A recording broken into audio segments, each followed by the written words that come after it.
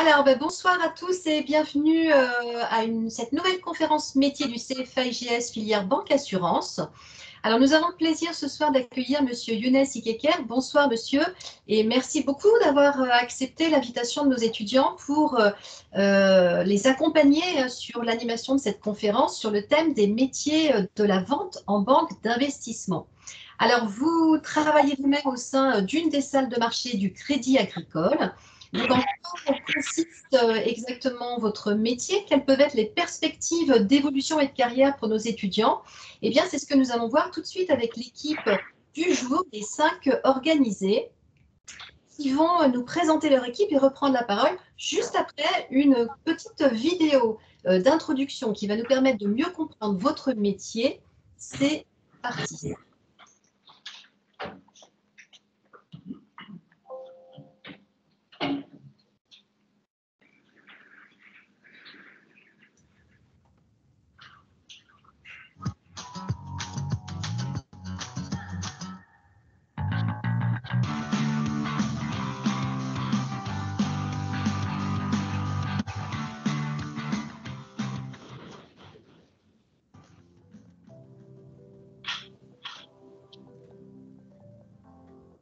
Donc on est ici devant l'entrée de la salle des marchés du Crédit Agricole, là où se traite l'ensemble des opérations de marché pour le Crédit Agricole et pour l'ensemble de ses clients.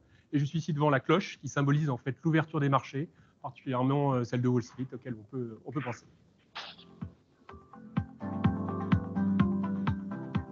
L'accès de la salle des marchés est bien sûr sécurisé, ceci pour deux principales raisons. La première étant la confidentialité des opérations qui sont traitées à l'intérieur de la salle, et deuxièmement pour éviter toute intrusion de personnes qui pourraient prendre des positions sans qu'il y ait aucun contrôle et qui donc mettraient la banque à risque.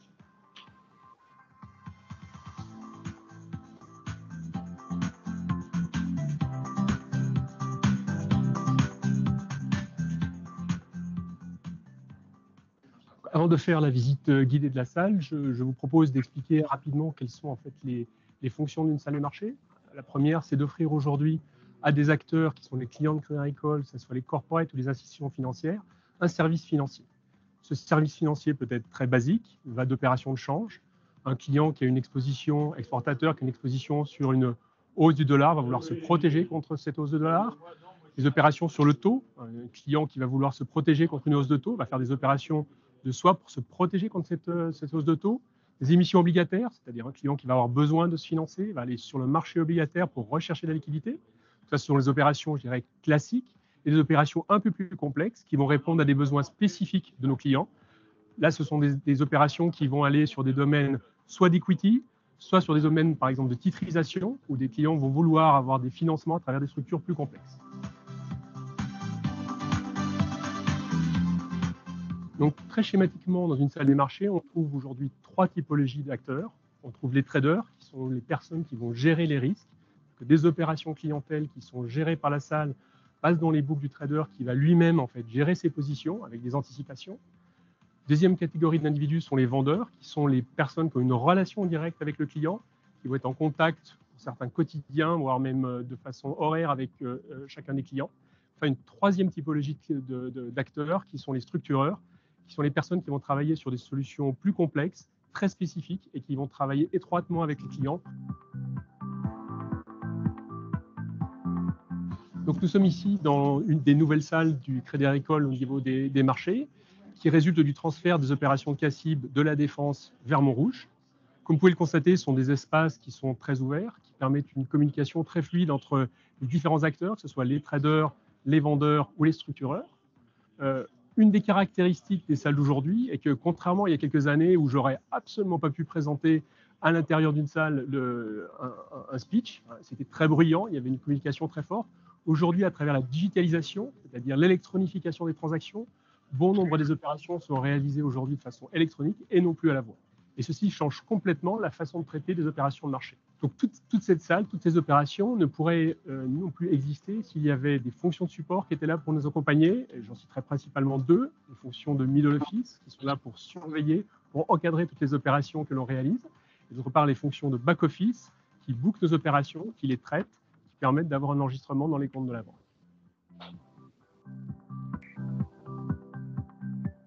Pour terminer, enfin, vous pouvez voir derrière moi en fait, la pendule, qui est un des éléments importants en fait, dans une salle des marchés, puisqu'en fait, l'ensemble des activités ne sont pas à Paris aujourd'hui, elles sont à travers le monde. Nous avons des salles qui vont d'Asie, qui démarrent à l'ouverture des marchés à Tokyo et qui se terminent à la fermeture des marchés à New York.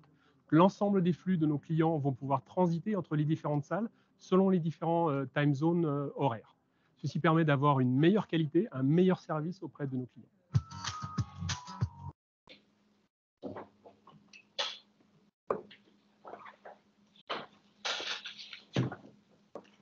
Le retour de Madame Lax. C'est pas endormi dans la vidéo. Carole. Alors, vous entendez toujours la vidéo, là? Je vous laisse la parole maintenant. Parfait, parfait. Merci beaucoup pour cette introduction. Donc la personne que vous avez vue, en fait, qui décrivait donc, la salle des marchés, donc c'est Pierre Guay, c'est le responsable de la salle des marchés au sein du Crédit Agricole. Et donc voilà, il vous a fait, voilà, c'est une belle introduction pour vous montrer un peu donc, quels sont les différents acteurs d'une salle de marché.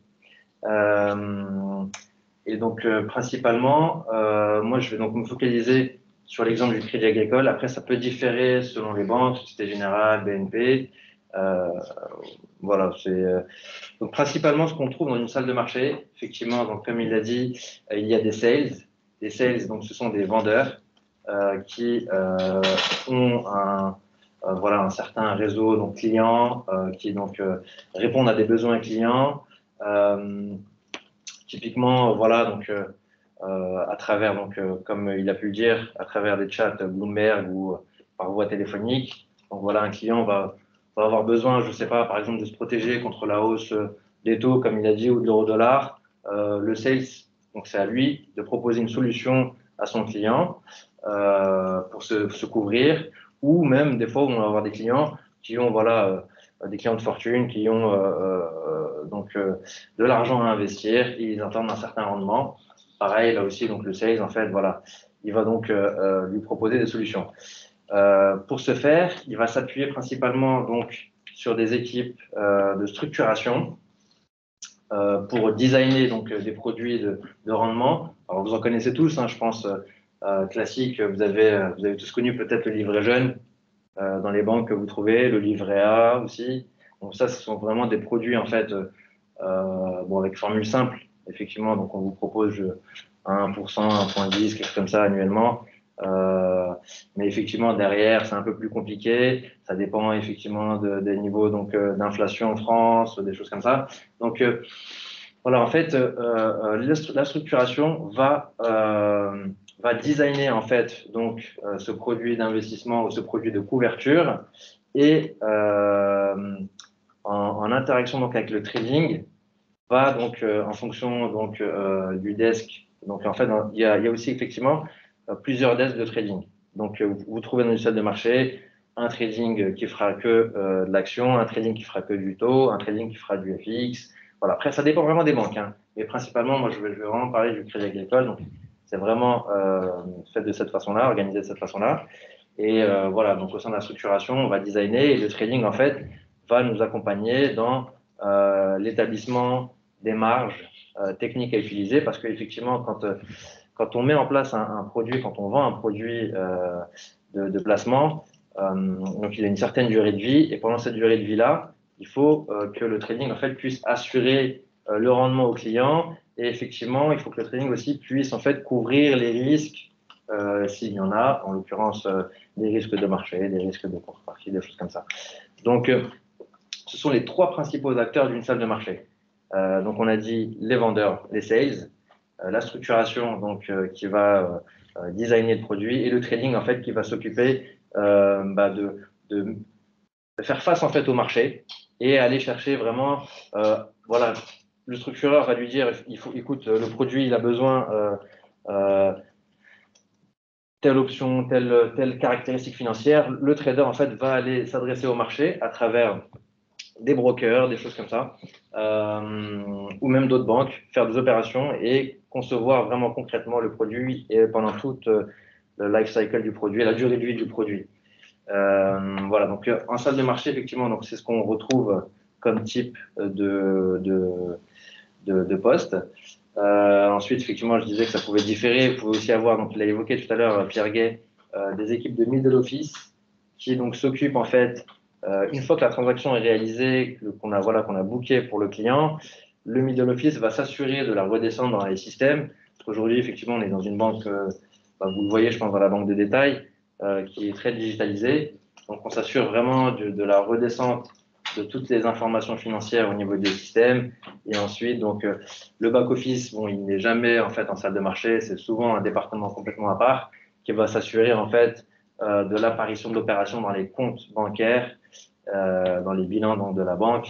Et effectivement, si le client, voilà, on doit lui payer tous les mois 5%, s'assurer voilà, du virement, des choses comme ça. Donc ça, c'est vraiment le back-office qui va faire ça. Qu'est-ce qu'on peut trouver d'autre au sein d'une salle de marché? Alors, il y a des équipes donc d'économistes qui vont aider donc la structuration et les sales. Ils vont les driver, en fait, ils vont leur donner voilà les tendances économiques. En ce moment, voilà, on est sur une période où les taux sont bas. Typiquement, l'equity, voilà, ils vont vraiment essayer de donner les axes principaux en fait économiques pour pouvoir en fait, ça va être une info en fait qui va être précurseur, qui va être précurseur dans l'établissement des idées de placement de produits et des idées d'investissement, des idées de couverture. Voilà. On a aussi des équipes, donc je dis économistes, des équipes de recherche quantitative qui vont en fait développer les modèles sur lesquels s'appuient les traders pour mettre un prix sur une opération. Ce sont des modèles mathématiques. Et voilà. Et ensuite, bon, effectivement, au sein d'une salle de marché, on a toujours une équipe de support parce qu'aujourd'hui, voilà, on est 100% IT, on a toujours besoin de personnes pour nous assister. On ne sait jamais si on a un bug ou on rencontre une difficulté face à que ce soit Excel, que ce soit un outil de trading, de booking ou autre. Donc, il y a toujours des équipes de support qui sont à notre disposition. Voilà, principalement ce qu'on retrouve dans une salle de marché. Jusque-là, je ne sais pas si vous avez des questions, mais n'hésitez pas à m'interrompre. Peut-être que je vais peut-être un peu vite ou pas, ça dépend. Je connais pas tout le monde, le niveau, le knowledge de tout le monde aussi en finance. Donc, n'hésitez pas à m'interrompre hein, si vraiment vous avez besoin. Donc, voilà. Moi, en fait, ce que je sais principalement du groupe avec lequel je travaille, donc ils sont plus issus de la banque de détail, c'est ça? Effectivement. Donc, typiquement, les types de clients que vous avez, c'est quoi? Vous avez du particulier, du pro. Alors, le parallèle qu'on peut trouver en banque d'investissement, c'est sur la partie pro, on va avoir des clients, donc des institutionnels, des grosses entreprises, on va dire, cotées ou non hein, au CAC 40, et effectivement qui vont voilà, soit avoir donc, des envies de placement, des envies de couverture. Donc voilà, je ne sais pas trop vous si c'est un peu le cas aussi, ou si vous leur proposez des solutions aussi de placement de votre côté, au sein du Crédit Mutuel ou autre, mais voilà, c'est des choses en fait, il y a quand même une certaine intersection, c'est peut-être pas la même échelle, mais voilà, l'idée, on fait face aux mêmes problématiques, on va dire entre guillemets, mais voilà, à des échelles un peu différentes. Voilà, le monde vous en fait, c'est plus ce qu'on appelle le retail, et voilà. Et nous, en fait, on est plus sur la partie, en fait, vraiment investment banking où ce qui va différer, c'est peut-être les tailles de placement où on va parler, voilà, ce sera plus de l'ordre de millions de placement. Quand Renault vient nous voir pour nous dire, écoute, j'ai une exposition Euro JPY avec toute le rachat de Nissan, des choses comme ça. Donc, ils vont venir nous voir avec, voilà, à horizon 2 ans, j'ai, je sais pas moi, 200 millions de yens à changer en euros. J'aimerais m'assurer que je pourrais le faire à tel taux. Donc ça, voilà, il va vraiment s'adresser à nos vendeurs qui vont venir nous voir et faire l'opération avec le trading. C'est un exemple parmi tant d'autres. Effectivement, je pourrais en parler pendant des heures des types d'opérations. Mais voilà, principalement, voilà, donc comme je vous disais, on m'adresse à mon groupe, c'est vrai que vous avez plus la casquette, on va dire, vente, où voilà, vous êtes plus habitué donc, à communiquer avec des clients. Et typiquement, ce que ça demande, c'est proposer des solutions, être à l'affût de solutions, anticiper les besoins du client, voir un peu, chercher un peu les infos au niveau du marché et voilà, se tenir à la page à ce sujet. Et c'est un poste effectivement qui demande énormément de relationnel, beaucoup voilà, on est sans cesse sur des chats, au téléphone avec les clients. Donc les clients, effectivement, on a parlé de la partie pro, mais ça peut être aussi des assureurs, ça peut être des assureurs, effectivement, vous savez, les assureurs, ils ont énormément de cash parce que voilà, on cotise, tout le monde cotise. Donc à un moment donné, bon, bah, voilà, ils renflouent les caisses. Ils ont besoin effectivement de faire travailler cet argent-là, hein, leur trésorerie. Donc ils vont faire des placements eux plutôt sur du long terme. Euh, il y a aussi les fonds de pension, les pensions de retraite, pareil. Donc c'est le même principe, hein, entre guillemets, c'est des placements sur du long terme que vous avez. Et après il y a aussi, on fait aussi face à des clients de type hedge fund. Hedge fund, voilà. Donc eux, c'est plutôt des clients qui vont aller chercher des rendements, des gros rendements avec des grosses prises de risque, quitte même à avoir donc des pertes en capital. Ou en gros, quand je dis perte en capital, c'est voilà, typiquement quand vous faites un placement, vous percevez un certain rendement annuel, mensuel, peu importe, et à la fin, on vous réattribue au capital. Là, en fait, pour booster ces rendements-là, ils sont même prêts en fait à mettre en risque leur capital sur une condition de marché. Je sais pas, moi, par exemple, si dans 5 ans, le CAC 40 il est en dessous de son niveau actuel, ils sont prêts à perdre 50%. Donc, mais voilà, effectivement, eux, ils sont très agressifs, ils font ça vraiment pour pouvoir booster leur court terme et ensuite, la partie long terme, ils vont plutôt là. Parce qu'effectivement, en fait, dans une opération, ce qu'il faut savoir, c'est qu'on n'est pas obligé d'aller au bout de son investissement. On peut derrière le revendre dans un marché secondaire. C'est un peu comme dans la vie de tous les jours, hein, quand vous détenez quelque chose, vous l'achetez vous avez un iPhone par exemple, vous allez chez Apple, vous l'achetez, vous le détenez 2, 3 mois, 1 an, derrière rien ne vous empêche en fait de revendre et de ne pas voilà, attendre la dépréciation de cet iPhone-là en l'occurrence. Donc voilà, c'est comment dire, c'est un marché où, enfin c'est un environnement où effectivement il y a énormément de parallèles avec la vie de tous les jours, donc c'est pas du tout quelque chose de très abstrait. La seule chose effectivement, c'est que ça demande à minima en fait de comprendre en fait comment en fait fonctionnent les différents marchés de taux, de forex, equity, comment faire le lien avec les contextes économiques, typiquement avec les crises qu'on a pu passer, celle du Covid en l'occurrence, ou les autres, en 2008-2009, vous étiez peut-être un peu trop jeune. Mais voilà, donc c'est pas vraiment la mer à boire, effectivement. Mais voilà, effectivement, ça demande vraiment donc de s'y intéresser, d'avoir un attrait particulier pour tout ce qui est autour de la spéculation, de l'économie, de la finance en général. Et voilà, donc je sais pas si. Peut-être que tu peux leur parler de ce que tu fais toi vraiment dans la salle de marché, de tes missions au quotidien, comment ça se passe pour toi. Très très bien. Ouais, en commençant par parcours. Effectivement, alors le parcours. Un peu. Absolument, très bien. Donc parcours, alors bac S, ensuite des classes préparatoires avec des concours aux grandes écoles. Ensuite, qu'est-ce que j'ai fait? J'ai fait donc une licence mathématiques et donc avec un peu d'IT et un tout petit peu de finance en licence pour vous dire. Et j'ai commencé à toucher à la finance vraiment en master, avec un master spécialisé en finance, mathématiques, finance et informatique. Et ce qui m'a permis donc d'évoluer au sein de l'équipe de recherche quantitative dès mon premier stage au sein de Natixis.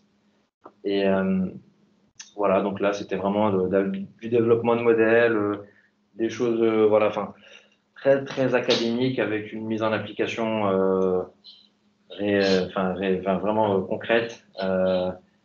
Et aujourd'hui, effectivement, donc au sein de la structuration, on retrouve en fait des profils ingénieurs un peu comme le mien, où donc on demande vraiment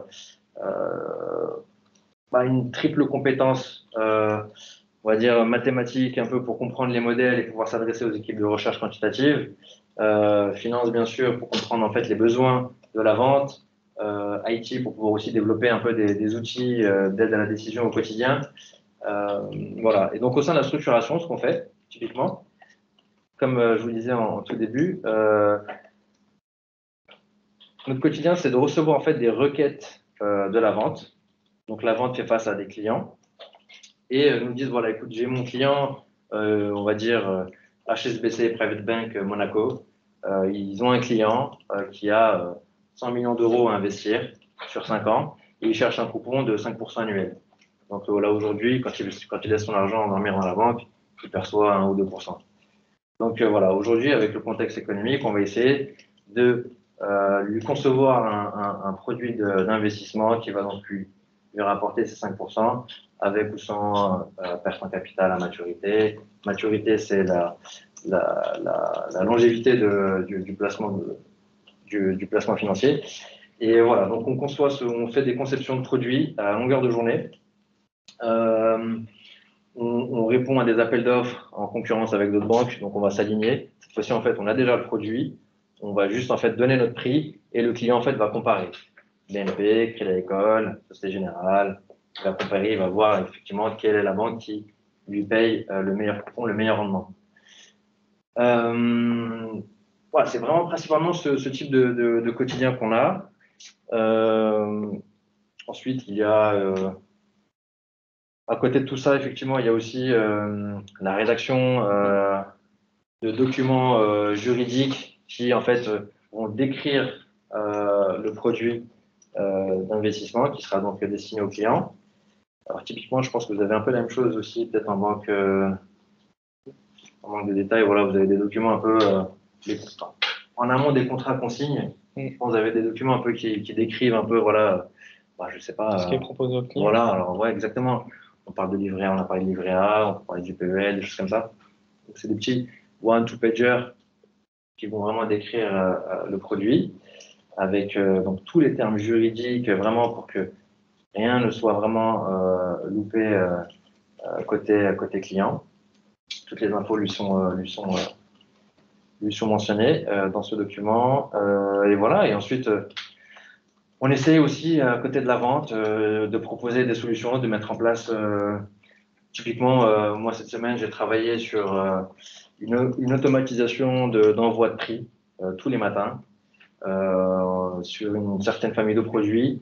Voilà, j'ai fait en sorte que mes sales, mes équipes de vente, en fait, reçoivent les prix tous les matins et ils n'ont plus qu'en fait à les transférer directement à leurs clients finaux en fonction de leurs besoins.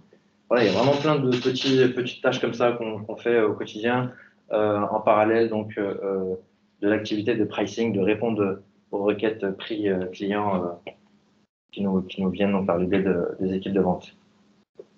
Peut-être quelles compétences tu développes ou que tu as dû développer pour exercer? Effectivement, quand on sort de formation, ce qui nous manque, c'est la pratique. Donc la théorie, c'est bien, mais on a besoin en fait vraiment de le vivre. Donc déjà d'être dans une salle de marché au quotidien, c'est un environnement assez, bon, on va pas dire stressant, mais voilà, on s'y fait. Au début, c'est impressionnant quand on arrive sur son bureau, qu'on a nos 4 écrans, le téléphone qui fait que sonner, les emails qui défilent, qu'il faut répondre avec un certain temps donné. Ça demande effectivement donc d'être bon face au stress, de ne pas se laisser submerger, la gestion des priorités. Je parle vraiment des qualités, on va dire humaines, en dehors bien sûr de ce que ça demande comme savoir-faire, ce qu'on apprend vraiment à l'école. Et voilà, et puis aussi être à l'aise en fait dans une salle de marché, comprendre en fait qu'il y a un certain jargon, il y a un certain vocabulaire qu'on nous enseigne pas en formation. Voilà, donc c'est vraiment c'est sur le, comme on dit, sur le tas qu'on apprend. Et voilà, et puis effectivement, donc ça demande. Enfin, après, moi, c'est assez particulier. Mais dans une salle de marché, les vendeurs, il faut qu'ils soient vraiment très bons en com. Comme je vous ai dit, vraiment avec une bonne culture G, à l'affût vraiment des dernières infos économiques, etc. En structuration, c'est des profils un peu plus ingénieurs. Donc voilà, maths, phi, un peu IT. Les traders, c'est un peu pareil aussi, en fait. Hein. Les traders aussi, c'est à peu près la même chose. Et voilà, donc c'est savoir que c'est, ouais, enfin voilà, on est vraiment être bon en com, c'est super important, être à l'aise, très bon niveau d'anglais, bien sûr, parce que ce que je vous ai pas dit, c'est que moi, je vous ai parlé de l'activité à Paris, mais il y a aussi, donc, on travaille au quotidien avec les différentes régions, que ce soit donc Tokyo, Hong Kong, Londres ou même New York. Donc, ces différentes salles de marché-là, avec en fait nos correspondants, donc les mêmes activités de trading, mais sur des situations géographiques différentes. Donc voilà, on a des weekly meetings avec eux, des conf calls toutes les semaines où on fait un état des lieux à chaque niveau. On essaie de choper des idées du Japon, des States, pour essayer de voir un peu si on peut les rapatrier sur Paris. Et voilà, donc vraiment, ça demande aussi voilà, forcément d'avoir un attrait particulier pour ces choses-là, la finance. Pour ma part, donc en structuration, que ce soit en trading, les maths et l'informatique. Et voilà. Est-ce qu'il y a peut-être un niveau de risque important dans ce que tu fais au quotidien? Bien sûr. Le risque opérationnel, il est immense, effectivement. Je pense qu'on le retrouve à partir du moment où je pense qu'on est confronté à de l'argent, si je peux dire. Effectivement, quand on envoie un prix, quand on envoie quand on répond à une requête client, faire attention de ne pas se tromper. Mais voilà, on est plusieurs à reboucler. Il y a quand même un certain rebouclement. Donc effectivement, supposons que je me trompe dans mon prix que j'ai envoyé au client. Donc on est encore dans l'indicatif. C'est comme quand vous allez dans une banque, vous demandez un prêt, on vous dit voilà, vous allez avoir tel taux sur 25 ans, vous n'avez encore rien signé. Donc voilà, on peut encore se tromper entre guillemets. Mais effectivement, quand le client va vouloir exécuter, là on va reboucler avec le training. On va s'assurer que les données marché sont live, sont vraiment up-to-date, on n'a rien loupé. Et là, en fait, on valide le prix qu'on a montré en amont avec le training. Et c'est là que si le client est toujours OK, on boucle l'opération. Donc, il y a quand même ce double check qu'on fait entre nous. D'accord. Et je voulais savoir, parce que tu as parlé des différentes salles de marché, mais est-ce que chaque salle de marché a une activité spécifique parce que tu as dit qu'on retrouvait des activités un peu partout, En fait, mais est-ce que c'est spécifique? Ouais, c'est une très bonne question. En fait, sur chaque, donc à Tokyo, Hong Kong, sur chaque point géographique que je vous ai cité, on va retrouver les mêmes acteurs. Mais ensuite, effectivement, c'est pas du tout les mêmes besoins clients. Donc, ça va un peu changer la donne. Au quotidien, on va pas forcément avoir les mêmes produits circuler, les mêmes produits de placement, les mêmes produits financiers circuler, exactement. Donc, ouais, effectivement, les équipes sont les mêmes, mais voilà, le business n'est pas le même. Donc, voilà, chaque région a sa spécificité, effectivement. D'accord. À part tu nous as présenté trois métiers, on va dire, dans les salles de marché. On y retrouve principalement ce type de profil. On peut y retrouver d'autres personnes qui ont d'autres fonctions ou d'autres activités. Alors là, je vous ai parlé vraiment dans un mode franco-français. Ouais. Parce que je vous ai pas dit, effectivement, j'ai fait quasiment 4 ans à Londres. Et à la surprise de tout le monde, on peut trouver des traders avec une licence d'histoire, pour vous dire. Et en fait, pourquoi ces gens-là, en fait, opèrent sur les marchés? Parce qu'effectivement, je vous ai dit, ils s'intéressent, ils ont un attrait particulier pour la finance, ils sont autodidactes. Voilà, aujourd'hui, n'importe qui peut se former vraiment sur les marchés. Enfin, on a tout ce qu'il faut aujourd'hui à notre disposition. Donc, il n'y a pas vraiment de... En France, c'est différent. Mais voilà, si vous sortez un peu du cursus français, il n'y a pas vraiment de profil type. C'est intéressant que tu dises ça, c'est que comme tu connais un peu comment ça se passe à l'international, et quelle grande différence tu vois entre ce qui se passe en France et dans d'autres pays, même en termes de réussite ou de méthode, ouais, c'est quoi les chocs culturels auxquels tu as pu faire face en échangeant, quoi. Bien sûr, ouais, très bien, c'est une très très bonne question. Pour répondre à cette question-là, en une phrase, je vais te dire une année à Londres, ça équivaut à 3 années de Paris. Travail. Donc, pourquoi? C'est pas en termes de quantité de travail, c'est surtout en fait en termes de relationnel. Effectivement, à Londres, les gens en fait sont beaucoup plus ouverts, donc échangent plus facilement Et en fait, on en apprend vraiment tous les jours. C'est un peu la différence du marché parisien où chacun en fait reste assez rigide sur sa position et ne va pas essayer de chercher de comprendre, voilà, toi Fauzi, qu'est-ce que tu fais au quotidien, faire un peu ce qu'on appelle du job shadowing. En gros, je m'assois avec toi une petite heure, 2 heures, voir un peu ce que tu fais. Là-bas, ça se fait normalement, je veux dire, voilà, c'est officiel, ça fait partie de la banque. On a, moi j'avais des vendeurs qui s'asseyaient à côté de moi, qui regardaient pendant 2 heures ce que je faisais. On tournait comme ça faisait partie de la banque. L'intégration en fait des employés de la banque, en fait, ils tournent vraiment pour voir un peu ce que font les gens. C'est une des, des idées en fait qu'on peut retrouver un peu à la mode anglo-saxonne. C'est vraiment cette ouverture en fait d'esprit. Et je dis pas que c'est vraiment parce que à Londres, j'étais vraiment au Crédit Agricole, donc c'est une banque française avec on va dire 80% de Français, non peut-être pas 70% de Français. Mais voilà, on est à la sauce anglaise et du coup, c'est complètement autre chose en fait. Ça va plus vite parce que la communication est beaucoup plus fluide. Il n'y a pas vraiment, enfin, voilà, on n'est pas cadré, chacun dans sa position, dans sa petite bulle et fait ses 8 heures de travail et s'en va, tu vois. Donc il y a vraiment tout un échange et même au-delà de l'aspect professionnel, effectivement. Il y a une culture là-bas, c'est aussi sur l'extra-pro où on se retrouve naturellement, on discute, on débriefe de la journée, de la semaine. Et alors qu'ici, à Paris, c'est un peu plus différent. C'est vrai que quand on finit notre journée au bureau, eh ben, on cherche vite à aller prendre le premier métro qui arrive, rentrer, faire ce qu'on a à faire. C'est complètement différent. Le mindset est complètement différent. Je pense qu'on trouve un peu la même chose aussi à New York. Après l'Asie, je vous avoue que je ne connais pas du tout. Mais je pense qu'ils sont assez open parce que ça reste anglo-saxon de culture. Voilà. D'accord. Après, j'ai oublié le nom du monsieur qui est Pierre Gay. Pierre Guet. Il a parlé d'une salle des marchés qui devient informatisée, plus informatisée. Ouais, effectivement, toutes les salles de marché en fait sont digitalisées. En gros, ce qu'il a voulu dire dans cette vidéo, à l'époque, les salles de marché c'était un brouhaha. C'était la criée. Je ne sais pas si vous connaissez un peu.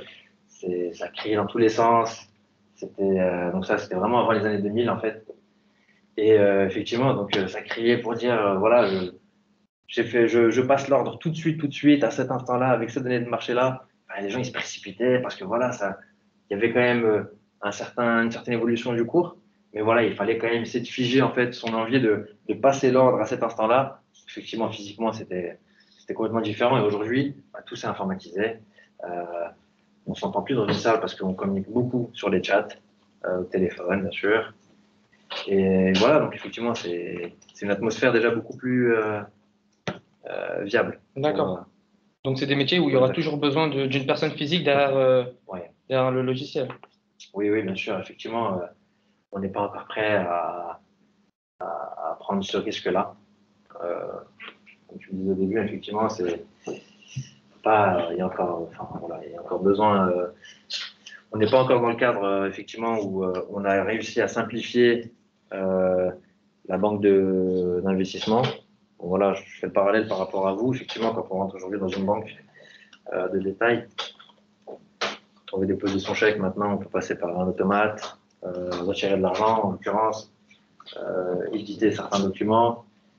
Nous, ça reste quand même, c'est Encore de métier. il y a quand même encore c'est un corps de métier où c'est il est encore difficile de remplacer l'humain. Et toi, à ton niveau et avec tes années d'expérience, quelles sont tes ambitions même pour la suite, tes perspectives d'avenir? Quelles sont les passerelles possibles avec ton métier et des autres métiers, des autres domaines par exemple? Oui. Est-ce que c'est possible ou non? Bien sûr, c'est une très bonne question. Effectivement, l'évolution, en fait, qu'il faut voir, comme on n'arrêtait pas de le dire depuis le début de cette conférence, c'est la digitalisation. Du coup, effectivement, l'avenir, c'est l'IT, c'est l'informatique. Donc, moi, personnellement, je développe déjà pas mal. J'ai vraiment un intérêt. J'aime beaucoup, en fait, tout ce qui est programmation. Donc, c'est pour moi un axe de développement majeur pour la banque. Et c'est là, en fait, c'est ma stratégie en fait, d'avenir, de développement, en fait, je veux dire, sur le moyen terme. Donc, vraiment essayer de développer des outils, d'automatiser un maximum de choses qui nous simplifient le quotidien, mine de rien, et pouvoir en fait se consacrer en fait à voilà, autre chose, à vraiment prendre le temps de répondre à des besoins ou beaucoup plus complexes, ça demande beaucoup plus de temps, beaucoup plus de réflexion. Et voilà, au moins, typiquement en fait, pour vous donner une idée, nos stagiaires, donc, qui sont issus de master ou d'école de commerce ou d'école d'ingé, on aime bien en fait leur donner des tâches de développement en parallèle de l'activité des marchés. On aime bien en fait voilà, leur dire écoute, il y a ce report qu'on envoie tous les jours à ce client-là, manuellement. Bon voilà, on aimerait bien que tu nous l'automatises. Donc c'est vraiment ce type de requête qu'on donne par exemple aux stagiaires. Donc c'est pour vous dire vraiment le développement, c'est le futur. Que ce soit à la banque, que ce soit. Bon, là, on est dans le contexte de la banque, mais voilà, c'est vraiment l'IT qui prime aujourd'hui, je pense. D'accord. Donc ça veut dire que bah, après toutes ces explications, si on comprend bien, derrière on va dire le mot trading, il n'y a pas une seule et même personne à ce niveau-là. C'est-à-dire C'est-à-dire que par exemple, moi qui suis pas un grand connaisseur de trading comparé à certains de mes camarades, je sais qu'il y a certains qui investissent, mais si je vais acheter faire des opérations, il n'y a pas une seule et derrière une seule personne derrière celle-ci. En fait, le trading, il faut savoir. Il y a plusieurs, je pense, définitions du trading. On en voit plusieurs ici, je pense, c'est sûr. Le trading, c'est peut-être pas juste le fait d'acheter-vendre. C'est effectivement, ça commence par acheter-vendre. Ensuite, on se constitue un certain nombre de positions. Et typiquement, ce que va chercher un trader, c'est pas faire du profit, c'est d'abord limiter la casse. D'accord. Et typiquement, voilà, c'est toujours en fait regarder le downside, limiter ses pertes. Et en fait, en limitant ses pertes, il va maximiser ses gains, implicitement. Donc, aujourd'hui, effectivement, on parle beaucoup de robots traders, des choses comme ça. Effectivement, c'est des choses Il y a des algorithmes aujourd'hui, il y a de l'intelligence artificielle qui se met en place, qui développe donc des stratégies de trading, mais ça reste vraiment sur sur des opérations simples, d'achat-vente de devises, d'actions, des choses vraiment très vanille, très basiques. D'accord. Je reviens sur ce que tu as dit un peu plus tôt. Tu as dit qu'il y a plusieurs personnes qui vérifient une opération, des grosses opérations. Quelle est la personne la plus importante, on va dire? Est-ce que c'est celle qui commence l'opération ou c'est celle qui valide au final une opération? Effectivement, toutes ces personnes sont importantes. Mais le dernier mot revient au trading.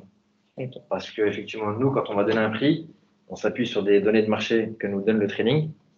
Mais c'est le trading en fait vraiment qui a la main sur ces données de marché-là. Donc si il décide en fait de les modifier, nous en amont on corrige le prix. Donc c'est vraiment le trading en fait qui a le dernier mot là-dessus. Et donc mais c'est vraiment ce duo en fait qui fait vraiment la paire au niveau du contrôle, au niveau de la vérification du prix. Et ça c'est en amont de traiter avec le client. Et ensuite, dans la redescente système, c'est plus les équipes, je vous disais, de middle office qui vont vraiment s'assurer de la bonne redescente dans le système.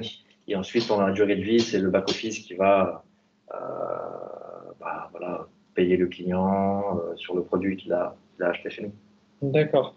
Et en fait, comme nous, on est en banque de détail, je voulais savoir si à un moment donné, ça peut arriver que vous soyez en lien sur certaines choses, vous passez par une banque de détail ou que eux passent par vous, la banque d'investissement. Effectivement. Donc, sur le livret, en l'occurrence,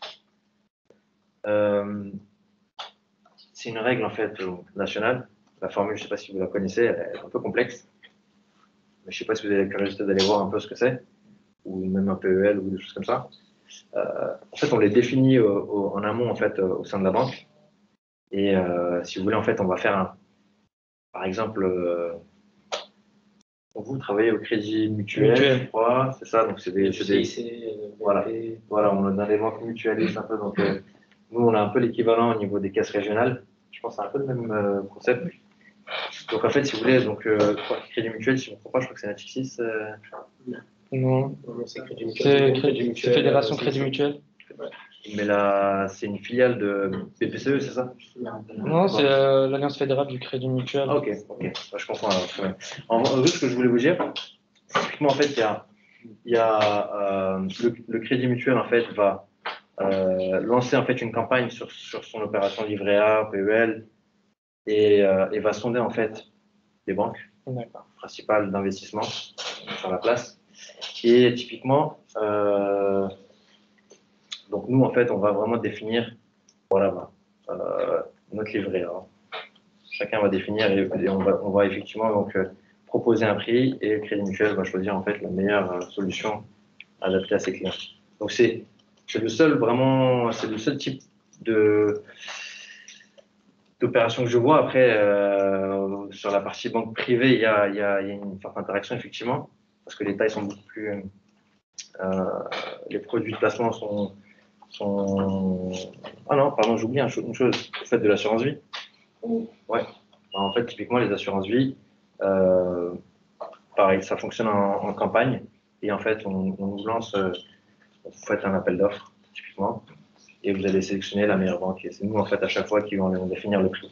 Vous allez sélectionner la meilleure banque, BNP, Crédit Agricole, Société Générale.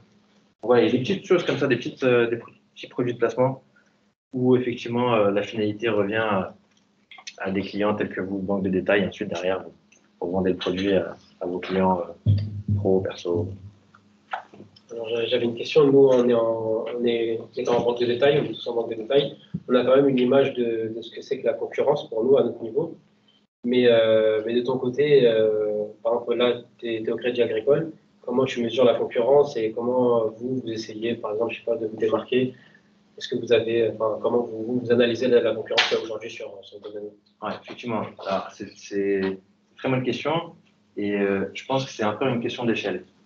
Typiquement, vous, la concurrence, comment vous la vivez? Voilà, un client aujourd'hui. Oui, ça va être surtout sur les produits ou sur les différences sur les taux ou par exemple sur les frais, les marges. La tarification aussi, les assurances. C'est exactement ça. Et bien en fait, on va s'y retrouver nous aussi à notre échelle. Ça va être effectivement la banque la plus agressive, donc qui va prendre le moins de marge possible. Donc après, effectivement, ça dépend de son confort. Voilà, si elle a de très grosses positions sur le produit, donc effectivement, elle peut vraiment donc, faire un geste et moins marger sur ce produit-là, donc elle a plus de chances effectivement de remporter la campagne.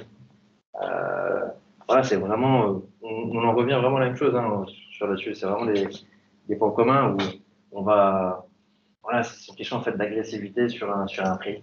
Et effectivement, ça va être des questions de marge, des questions donc de frais, de coûts opérationnels. Et ouais, voilà, donc c'est vraiment.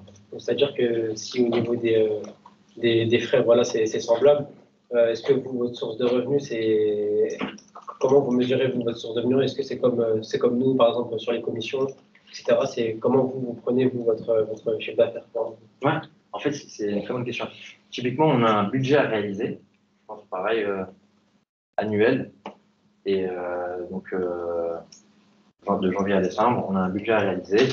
Et effectivement, c'est les marges qu'on prend sur chacune des opérations structurées qui passent par la structuration. Et c'est des marges en fait qu'on met dans le prix en fait. Quand on montre un taux, par exemple, d'emprunt immobilier, vous en fait vous intégrez votre marge dans le taux. C'est exactement la même chose qu'on fait. Donc ça peut être, il y a plusieurs types de marges. Ça peut être des marges en fait qui vont être upfront, qui vont être payées en fait à la signature du contrat. Ça peut être des marges en fait qui vont être payées tout le long de la durée de vie du produit. D'accord. Et je reviens toujours sur les opérations. Je voulais savoir, sur une opération, il y a combien de corps de métier qui peuvent intervenir? Donc, on a dit, le client, il appelle la vente. Il a besoin il a un besoin de placement, couverture. Ensuite, il peut, en fonction de la complexité du besoin, passer par la structuration. Ou sinon, il peut directement s'adresser au trading. Et donc, de toute façon, quoi qu'il arrive, il y a un axe vente-trading qui est effectivement le besoin est issu de la vente et le trading finalise, s'occupe de booker dans les systèmes. Ensuite, donc ça c'est en amont, et une fois effectivement que le deal est réalisé, là il y a les équipes de middle office qui vont donc s'assurer de la redressement des systèmes. Ce que j'ai pas dit, c'est qu'effectivement, suivant des opérations, il peut y avoir des sujets juridiques où là effectivement on peut faire appel au juridique pour checker effectivement, bon, déjà si le client il est voilà, c'est pas un client risqué. Je pensais au KYC, madame est spécialisée là-dedans. C'est donc des équipes en fait qui vont vraiment s'intéresser aux contreparties et vraiment donc voilà, voir que c'est pas une contrepartie qui fait du blanchiment, qui fait. Est-ce que vous avez des méthodes justement pour pouvoir analyser les personnes que, enfin, la contrepartie, le risque de contrepartie? Le screening des clients? Oui. Alors, ça, je suis pas expert. Mais il y a des équipes en tout cas qui. Il y a des équipes qui font ça vraiment au quotidien. Je sais pas si tu veux nous dire un mot, non? Ça ira, ok. Mais ouais, donc je t'avoue que je vais pas. Ouais, en tout cas, il y a des équipes qui sont spécialisées et qui vont vraiment regarder le risque de contrepartie qu'il y a. Exactement.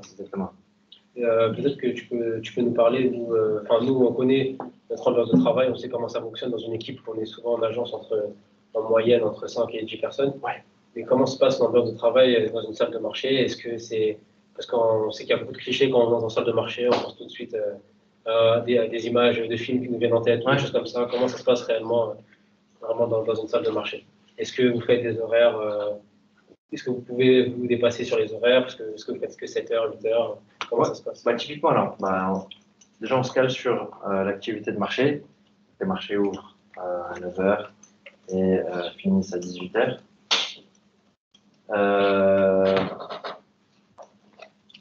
Tu vas avoir les traders qui vont arriver un peu plus tôt, 8 h, 8 h 30 pour anticiper l'ouverture des marchés. Un peu les pauses qu'ils avaient la veille, etc. Voir si ça a un peu bougé overnight, parce qu'effectivement, un marché, en fait, c'est continu. Comme il le disait, Pierre Gay, parce qu'il démarre très tôt le matin en Asie, et il finit donc très tard à New York.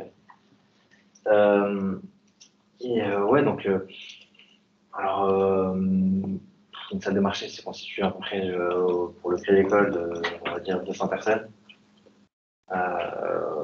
Voilà, c'est des équipes à peu près 15-20 personnes en général. Et donc voilà, effectivement, donc ça, qui dit travail d'équipe, en fait, on doit assurer un service continu pendant l'ouverture des marchés. Donc comme je l'ai dit, donc de 9 h à 18 h, un service continu. Donc typiquement, si toi tu prends ta pause déjeuner, moi je dois rester et m'assurer vraiment, voilà, il y a toujours un backup. Et répondre à ton absence, à des besoins. C'est pas, voilà, effectivement, on n'a pas le luxe de fermer, de baisser le rideau entre midi et 14 h et s'absenter pour déjeuner. Je ne sais pas exactement quelle image vous avez, mais si vous pensez au Double Street, c'est exactement ça. Non, mais effectivement, ça c'est de la caricature.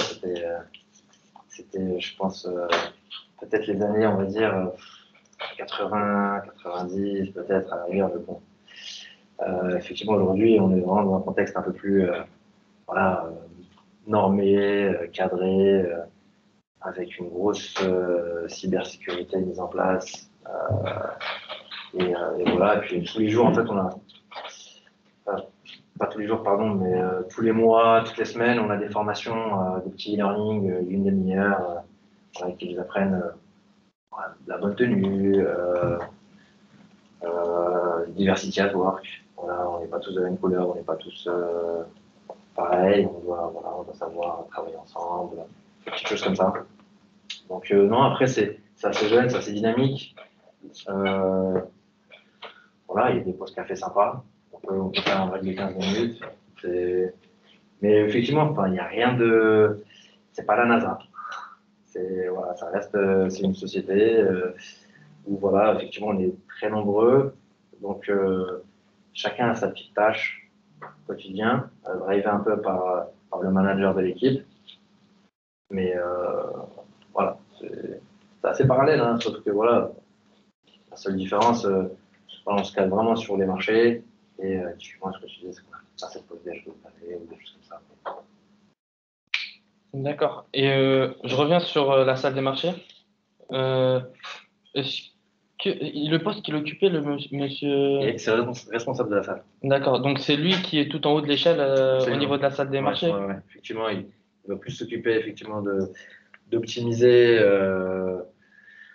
voilà, d'optimiser les organisations taille macro. Il va s'assurer en fait du bon déroulement, du bon fonctionnement de la salle, s'assurer que les chiffres en fait soient à jour au niveau du budget à faire. Donc c'est un rôle vraiment très très stratégique qu'il a, très très politique. Donc c'est des rôles typiquement voilà qu'on a fait avec Fred Pirguet, il a peut-être 20 ou 30 ans d'expérience en salle. D'accord. On a vu que pour le coup, lui, juste pour finir par rapport à Pirguet, je crois qu'il avait vraiment démarré dans une banque régionale.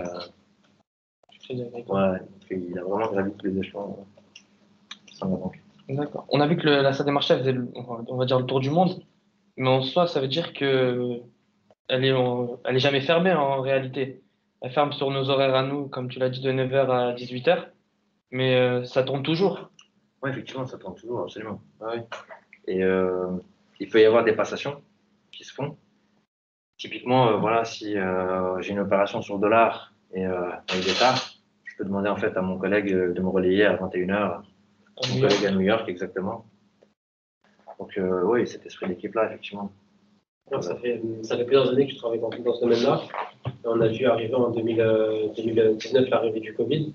Comment comment cette pandémie vous a impacté au quotidien? Est-ce que tu as vu des changements ou comment ça, quel impact a eu la pandémie sur votre travail, vous, au quotidien et en général dans votre domaine? Ouais, la salle de marché a beaucoup changé. Le taux d'occupation, je crois qu'il a été divisé par 3, on va dire. Donc, effectivement, on trouve un poste sur 3. Et encore, franchement, ça dépend des équipes, mais les traders et les vendeurs sont là. Ils ne font pas de télétravail. Le reste des équipes, effectivement, voilà, on suit un peu les règles nationales. Donc ça, ouais, sur le quotidien, ça... Le télétravail est possible, quoi. Ouais, le télétravail est possible. C'est pas l'idéal. Ouais. Parce qu'on n'a pas effectivement anticipé cette pandémie. Et puis, le setup à la maison n'est pas forcément le même qu'au bureau. Et effectivement, et puis surtout, pour un télétravail, voilà, ça va moins vite. Hein, donc, quand on a besoin de quelque chose, on se levait de son bureau, on allait voir un collègue ou l'équipe d'à côté. Et là, bah, effectivement, on envoie un mail, on attend que ça revienne. Donc, c'est vraiment, ça a pris un coup à ce sujet. Et après, bah, sur l'activité, bah, paradoxalement, en fait, il y a eu énormément d'opportunités qui se sont créées sur les marchés. Effectivement, donc sur les secteurs d'industrie, bah, ça a été un peu catastrophique. Après, vous avez les secteurs donc, pharmaceutiques, tout ce qui est chimie, labo, etc., qui ont surperformé et puis qui ont été en fait source d'attraction, on va dire, pour les investisseurs, en fait, hein, vraiment de s'accaparer de nouvelles startups, vraiment qui sont aujourd'hui autour de la medtech ou des choses comme ça. Donc, ouais, effectivement, ça a été un tournant, je pense, irréversible. On verra ce que ça donne. Mais ouais, c'est vrai que ça a beaucoup changé. J'ai une question, moi. Aujourd'hui, nous, on est étudiants toujours, en alternance. Mais je dirais pas qu'on est voué, mais on fait des études pour être chargé d'affaires professionnelles en banque de détail. Mais quel conseil d'une personne de ton profil qui travaille dans la banque d'investissement on peut avoir à notre niveau? Pour évoluer en tant que chargé d'affaires pro? Je pense que bah, effectivement, Même évoluer dans le domaine de la finance en général. C'est ça en fait, moi j'avais plus en tête de répondre de cette façon-là. Je pense qu'il ne faut pas forcément se fixer de limites d'évolution déjà. Qui ne tente rien à rien. Si vraiment aujourd'hui vous êtes intéressé par les marchés financiers, alors c'est vrai qu'en France, il y a des formations vraiment à suivre. Mais voilà, aujourd'hui, si vous êtes à l'aise avec l'anglais, en l'occurrence, rien ne vous empêche de faire un échange ou de faire même une année de césure à l'étranger, en banque, investissement même, et de voir un peu comment ça fonctionne. Et puis, mais les principales qualités pour un chargé d'affaires, comme pour un sales, moi je fais le parallèle, c'est vraiment la com, le dynamisme, montrer voilà, qu'on comprend vraiment le besoin du client et qu'on est en fait on the spot sur une solution à lui proposer. Voilà, on n'est pas là à gamberger, on n'est pas là à réfléchir ou douter. Il faut vraiment voilà, être force de proposition, donc, maîtriser son sujet, effectivement, maîtriser les contextes économiques. Voilà. Après, voilà, ce que je voulais vous dire, effectivement, c'est sur l'évolution. Aujourd'hui, voilà, tu peux démarrer en tant que chargé d'affaires, que ce soit bon, pour les pros, et rien ne t'empêche demain de passer par une case, on va dire, middle office, pour en fait t'initier aux produits, en voyant donc les produits financiers circuler, en les bouclant dans les systèmes. Ensuite, une fois que tu es familier avec ces produits-là, tu as une bonne chat, tu communiques bien, etc. Tu peux passer côté vente. Voilà, côté vente. Voilà, effectivement, il y a des échelons à gravir, des stages, en fait, des formations, en fait, hein, vraiment. Et rien n'empêche vraiment d'y arriver. Hein. Le petit impôt qui revienne avant qu'il arrive au training en salle chez Société Générale, il avait démarré dans les équipes de middle office. Il s'occupait vraiment de boucler les opérations des traders. C'est là où tout a commencé. Je ne sais pas si tu as une autre question. Peut-être que vous avez des questions dans l'hôpital. Nasser qui a une question. Bonjour, Nasser. Du coup, moi, je me pose la question.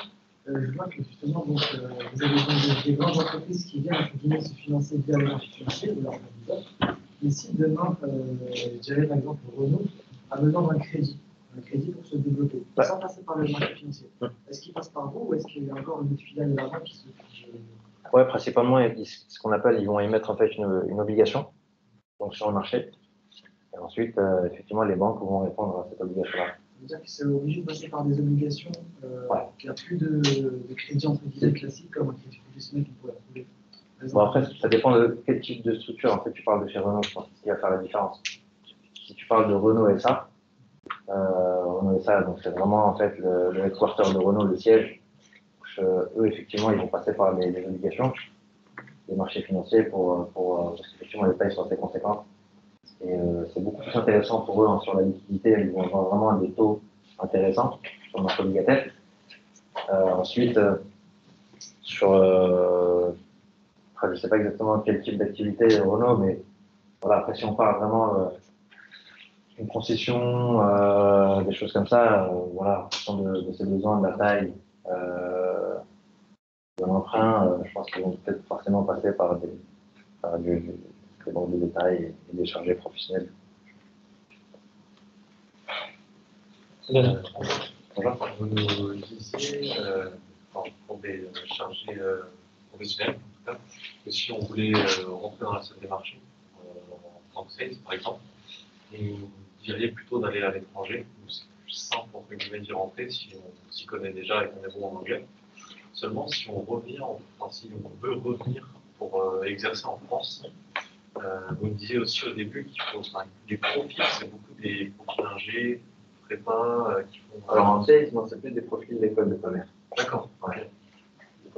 Donc si on vient pas dans l'environnement HEC, ingénieur, c'est plus pour sales justement. Enfin, on ne pourra pas faire les autres casquettes de la salle des marchés. Si on fait des études que là, nous on fait actuellement. Ouais. On ne pourra pas Bon, par exemple, le métier qui fait ça va faire Ouais, bah, c'est ce que ouais, c'est ça en fait. Ce qui est, malheureusement en fait en France, ils ont tendance en fait à créer voilà, des cadres, des chemins tracés. Donc, pour devenir sales, il faut avoir fait HEC, l'ESSEC, je sais pas.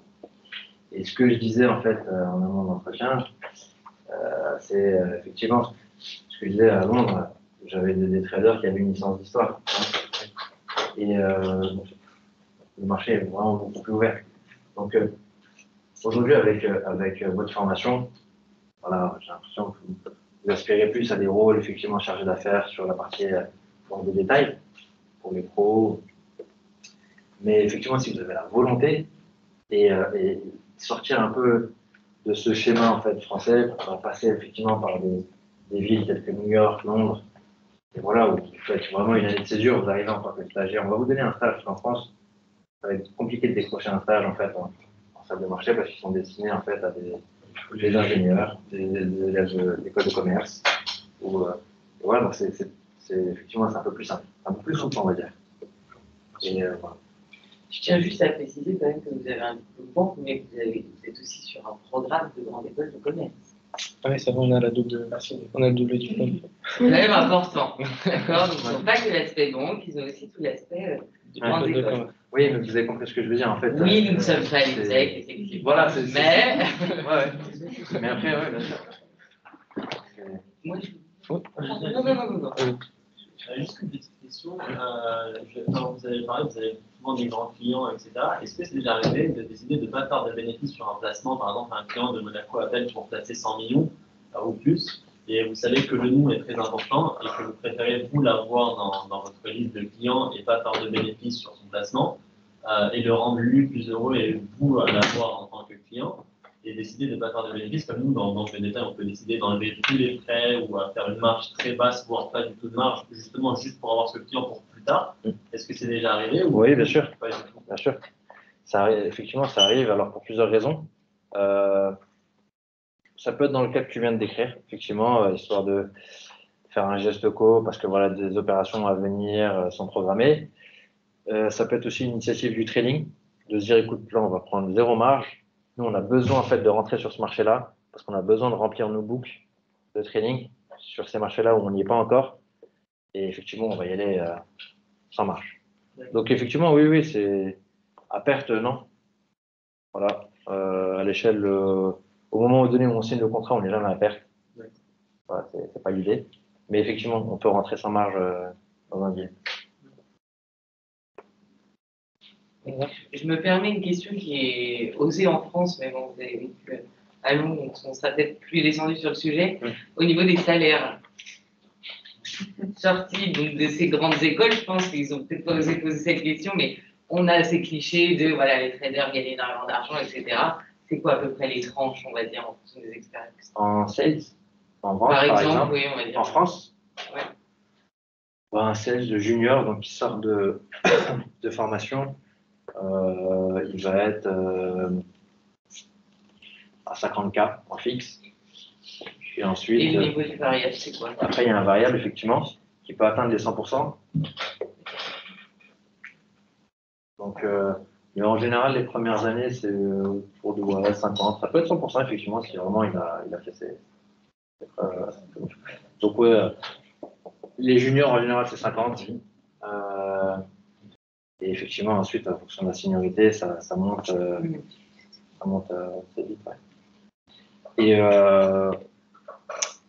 en stage, je crois qu'il y a des grilles de salaire pour les stagiaires, donc qui sont, je crois, en fonction des écoles. Enfin, quelque chose qui n'est pas très forcément très faible, mais voilà, donc c'est. Et alors le parallèle à Londres, un stagiaire, en fait, il est considéré comme ayant signé en fait un CDD, donc comme un employé lambda. Et effectivement, il va percevoir c'est à peu près 2700 € net par mois. Donc ça vaut vraiment le coup, vraiment, de faire une césure et d'aller voir ce qui se passe à Londres. D'aller voir ce qui se passe effectivement à l'étranger. Ouais. Du coup, vous avez dit que vous avez bien aimé votre expérience à Londres. Est-ce que vous pensez que vous allez retourner ou pas? Ou vous préférez quand même Ouais, franchement, j'aimerais bien. J'aimerais bien y retourner, effectivement. Ouais. Ouais, je suis rentré vraiment je suis revenu en France pour des raisons perso. Mais c'est vrai que l'aspect pro là-bas, ou même le perso, c'était top, ouais. Donc pourquoi pas, ouais. Faut jamais en fait pas se limiter? Ouais, c'est limité exactement. Peut-être Faut vraiment laisser. d'autres pays aussi, non, si Ouais, effectivement. si t'en as l'opportunité. Ouais, alors effectivement, Londres, c'est top. Il y a des opportunités effectivement à saisir intéressantes, je pense, aux États-Unis, au Middle East, aux Émirats. Voilà, ouais, non, mais vraiment, je pense que il faut vraiment, enfin, voilà, prendre. Vous êtes encore jeune, étudiant, vous n'êtes pas encore engagé sur des aspects pro, perso, où vous avez peut-être des mortgages étudiants, des choses comme ça. Mais voilà, il faut vraiment se dire, je prends une année, je vois un peu ce qui se passe à l'étranger, ça peut vraiment sortir vraiment du contexte dans lequel vous êtes, professionnel, académique. Je ne sais pas si vous mettez en place ces modes de césure dans votre école, mais voilà, en général, l'étudiant, il revient très mature, et il sait vraiment beaucoup plus ce qu'il veut, et parfois même se réorienter, même, hein, ça peut arriver, effectivement. On va essayer de le mettre en place, mais c'est pas évident parce que eux, ils sont en alternance. Donc, il y a un engagement auprès des banques sur une présence en entreprise sur 2 ans ou 1 an en fonction de la formation. Et ça se fait à l'école, eux, ils font partie de l'école ICD, de l'école des commerces ICD, donc ça se fait à l'école. Ici, côté CFA, c'est plus compliqué, mais c'est justement en train d'être mis en place parce que là, on vient d'avoir une belle accréditation pour l'international. Et donc, l'année de césure est en pourparlers. D'accord. Mais c'est pas grave s'il n'y a pas l'année de césure. Ce qu'il faut savoir aussi, c'est qu'ils peuvent très bien faire un VIE à l'issue de la formation. Et ça aussi, c'est top. Un VIE. Ça, faut des bons. Enfin, c'est pas tous les profils non plus. Pardon? C'est pas tous les profils non plus. Alors, ce que VIE, c'est pas toujours évident. Ouais, c'est quoi un VIE? Peut-être que Nathalie va dans la fin. C'est ce que j'allais poser comme question. C'est volontariat international. C'est plus ce que vous avez dit avec la chimie. À l'étranger, notamment. Mais typiquement, en fait, c'est un programme d'État. Donc, vous opérez au sein d'entreprises à l'étranger et vous êtes payé une partie donc votre salaire, en fait, il est divisé en deux. Il y a une partie payée par l'entreprise que vous intégrez, une partie par l'État français.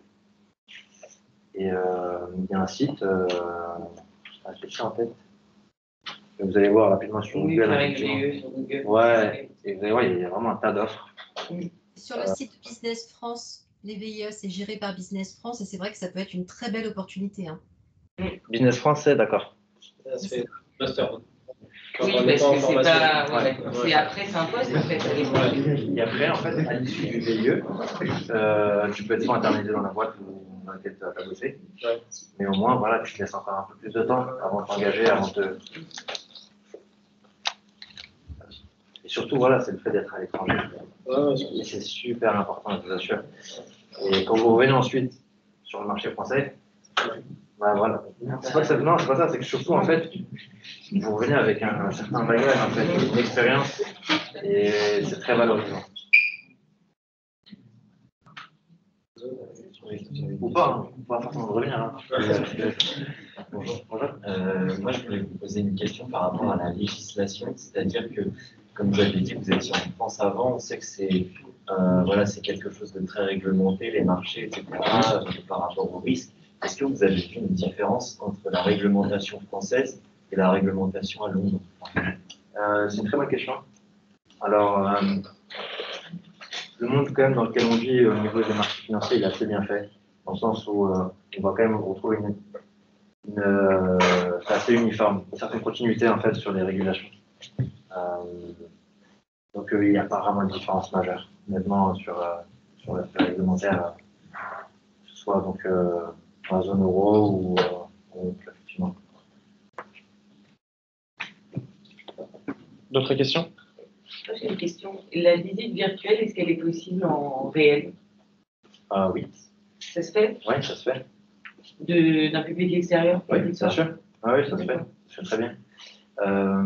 J'ai vu passer, avant le Covid, des élèves de Dauphine, je crois, un master de film, je ne savais plus exactement lequel, mais ils font une visite de la salle des marchés. Avec une explication de choses. Voilà, exactement. Ok. Ils passent dans la salle et on leur montre les différents postes, les différentes activités. Et c'est souvent parrainé par un ex de film, quelque chose comme ça. Est-ce que vous avez d'autres questions par rapport à ça? Pas de questions? Pas d'autres questions dans la salle? Monsieur Ekeker, merci beaucoup pour cet éclairage. Je pense que vous avez beaucoup apporté aux étudiants sur cette évolution possible par rapport à leur métier, Ouais. avec des compétences certaines, effectivement, notamment la maîtrise de l'anglais, mais de vraies possibilités d'évolution, avec effectivement des salaires aussi qui sont, on imagine bien, supérieurs à ce qu'on pourrait avoir en restant en agence. Donc, ça, c'est quand même... Ouais, et en fait, c'est la principale différence entre ces deux cultures, donc anglo-saxonne et française, c'est en fait l'enseignement de la prise de confiance en soi. Et, on n'a pas trop le temps en France de s'attarder là-dessus, mais c'est super important en fait d'être confiant en fait, vraiment d'avoir confiance en soi, et de se dire voilà, si j'ai un objectif, je peux y aller, je peux le faire, et ne pas se limiter ou ne pas se dire je vais faire comme un tel, chemin tracé, non. Vraiment, faut y aller, faut ne pas hésiter à prendre des risques, entre guillemets. Mais voilà. Ouais, écoutez, moi, c'était un plaisir aussi partagé. Et puis, n'hésitez vraiment pas si vous avez des questions. Moi, je vais quand même laisser mon mail aussi. Peut-être que, voilà, il y en a qui n'ont peut-être pas forcément des questions tout de suite. Mais je laisserai mon mail et... On donnera la place Vos coordonnées. Absolument, n'hésitez surtout pas. Et voilà. Merci à tous. Je pense qu'on peut applaudir votre intervenant parce que... Merci à tous, à très bientôt. On voulait vous remercier aussi d'être venu, d'avoir pris du temps.